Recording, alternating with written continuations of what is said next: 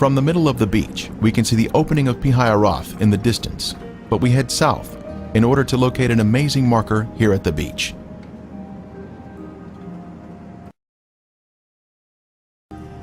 Near the road, we see this large pillar. 78 during his first visit to this beach. It had fallen down and was lying in the edge of the water, but today it is about 500 feet from the sea and has been set in concrete.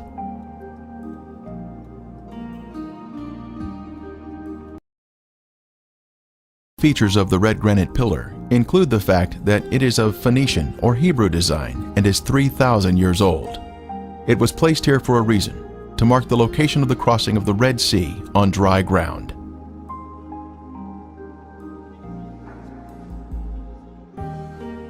This pillar is even mentioned in the Bible, a pillar to the Lord at Egypt's border.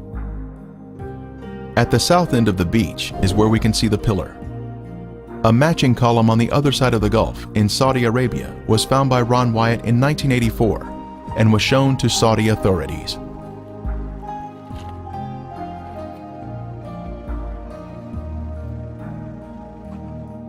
On the Saudi pillar were Hebrew inscriptions which included the words Pharaoh, Mizraim or Egypt, Moses, death, water, Yahweh, Solomon, and Edom.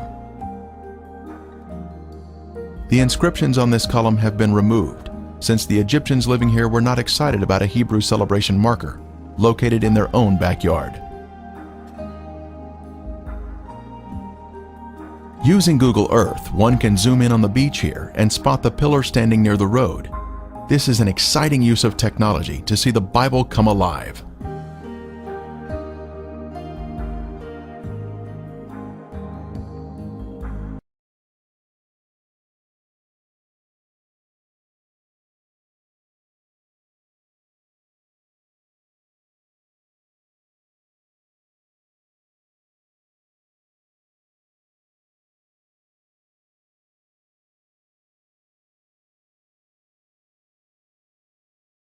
A short distance downhill, we come to the edge of the water where a wonderful miracle took place, where the Lord provided protection to His people, even though they were angry and complaining.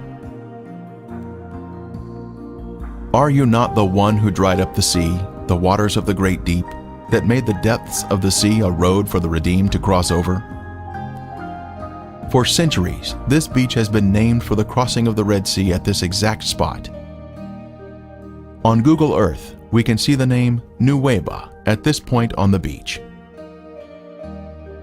This older, detailed map reveals to us the complete name of the beach. Nuweiba is short for Nuweiba al-Muzayina. The name on this beach, Nuweiba al-Muzayina, gives us confirmation that we are in the correct location. The translation of that name means waters of Moses opening. This is where the waters opened by the hand of God. The Lord demonstrated to His people that He would be their protector.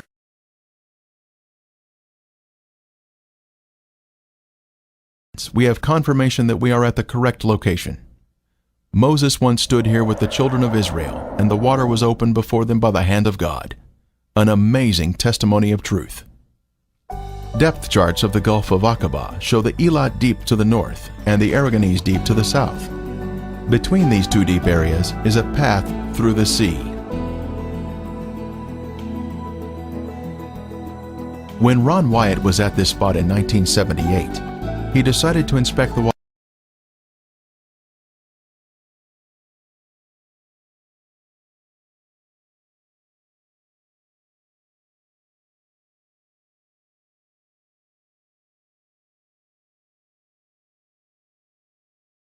Is very clear, with high visibility. Investigations have revealed artifacts which confirm our previous conclusions about the site. The sea floor is smooth and contains gradual contours. Our first artifact to inspect is this chariot wheel that still has 3 of its 4 spokes, plus the hub is extending upward. We see 90-degree angles here, which are a sign of man-made structure. The Lord looked down upon the army of the Egyptians, and He took off their chariot wheels.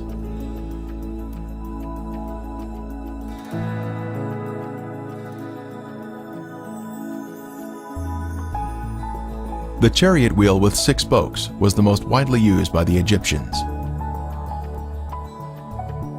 Egyptian chariots were known to use metal hubs in the center of the wheels. Using metal detectors, divers have found metal in the raised hubs that are now covered in coral.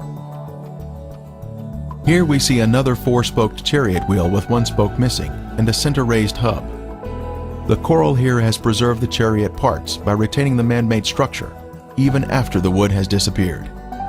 Here we see another wheel suspended on its axle, standing at attention.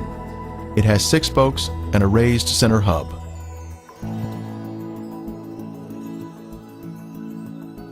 Ron Wyatt made many dives here and located many artifacts.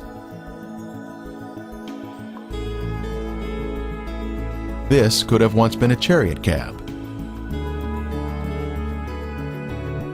This appears to be another round chariot wheel.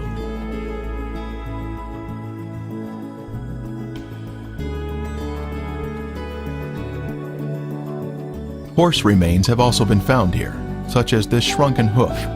Horses are not in the Sinai Peninsula today. Human remains have also been found, such as this coral-covered femur bone on the right. Lab tests confirmed that it is in fact bone.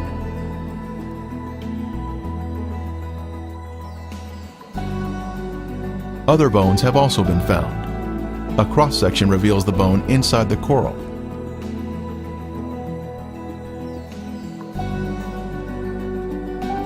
Here we see a chariot wheel standing on its axle in this old 1978 footage shot by Ron Wyatt. Next, we see an 8-spoke wheel with 1 spoke missing. 8-spoke wheels were only used during the 18th dynasty, the time of the Exodus. The premier find here at the crossing site is this gold veneer that was left behind from a 4-spoke chariot wheel. The Bible tells us there were 600 choice chariots used in the chase of the children of Israel. This artifact was left behind at a depth of 200 feet. Since specialized equipment would be necessary to raise it to the surface, today it is still in the location where it was found. Since there are chariot parts on this side of the Red Sea crossing, could there be other chariot parts on the other side of the Gulf, showing a continuation of artifacts? On the shore opposite of Nuweiba, inspection of the seafloor in Saudi Arabia has also been conducted to see if chariot parts can be found on this side of the Red Sea crossing. While investigating the Saudi Arabian waters, Viveka Pontian found this beautiful round chariot wheel specimen with a raised center hub.